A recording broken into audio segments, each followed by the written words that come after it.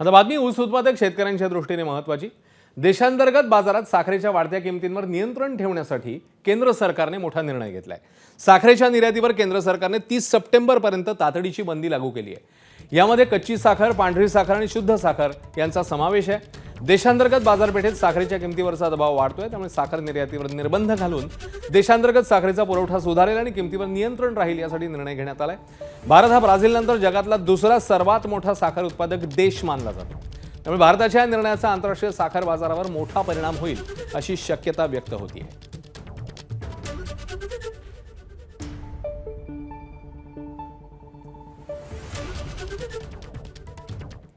तर साखर निर्यात बंदीचा निर्णय घेऊन केंद्र सरकारने शेतकऱ्यांचं वाटोळं करायचं ठरवलंय का, अशी प्रतिक्रिया कोल्हापूर जिल्ह्यामधल्या शेतकऱ्यांनी दिली आहे।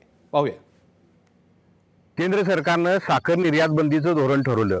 यामुळे कारखानदारी आणि शेतकरी निश्चितपणाने उद्ध्वस्त होणार आहे, कारण देशांतर्गत साखरेला कमी प्रमाणामध्ये भाव मिळतो आणि जर निर्यात साखर केली तर साखरेला चांगला भाव मिळण्याची शक्यता असते।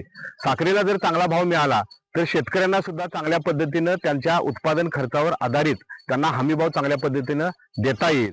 आणि ही भूमिका साखर निर्यात बंदी करून सरकारनं शेतकऱ्यांचं वाटोळं लावायचं असं ठरवलेलं आहे। काय कोणास ठाऊक।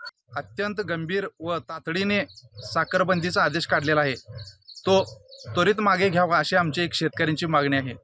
परवाच गेल्याच आठवड्यामध्ये फक्त 100 रुपये FRP वाढवली।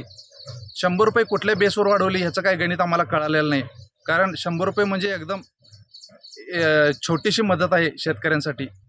कारण वाढलेले खताचे दर आणि उत्पादन खर्च वाढलेला जर हिशोब करायला गेला तर 100 रुपये कवडी मोल आहे। त्याचबरोबर आता लगेच साखरवर निर्यातीवर बंदी घालून शेतकऱ्यांच्या परत ताटामध्ये मीठ कालवण्याचं काम, अन्नामध्ये मीठ कालवण्याचं काम हे केंद्र सरकार केलेलं आहे। दरम्यान साखर निर्यात बंदीवरून राजू शेट्टींनी सरकारवर टीका केली आहे। या निर्णयावर तज्ज्ञांनी काय म्हटलंय, नेमकं काय प्रतिक्रिया दिली आहे तेही बघूया। मग सरकार जर का साखरेची MSP वाढवणार नसेल, जगाच्या बाजारामध्ये साखरेला भाव चांगला मिळत असेल, तर मग साखर कारखान्यांनी साखर निर्यात का करू नये? आणि त्यालाही तुम्ही बंदी घालता, स्वतःही भाव वाढवत नाही। याच्या पाठीमागचं केंद्र सरकारचं लॉजिक काय आहे? पण त्याचा थेट परिणाम हा ऊस उत्पादक शेतकऱ्यांच्यावर व्हायला लागलेला आहे। हा जो सरकारचा निर्णय आहे तो मूर्खपणाचा आहे, भंपकपणाचा आहे असं मी म्हणेन। कारखान्यावर नक्की परिणाम होईल, कारण साखरेचे दर वाढल्याशिवाय आत्ता जे साखरेचे उत्पन्न आणि कारखान्याचं उत्पन्न आणि खर्च ऊस दर धरून याचा मेळ बसत नसल्यामुळे कारखाने तोट्यात आहेत, ते मुळात चिंतेत आहेत।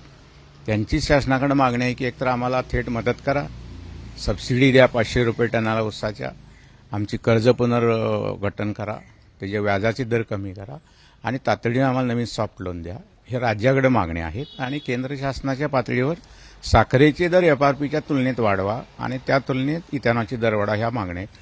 त्याचा कुठेही विचार झालेला नाही, त्यामुळं साखरधंदा मुळात अडचणीत आहे, आर्थिक संकटात आहे। ABP माझा, उघडा डोळे बघा नीट।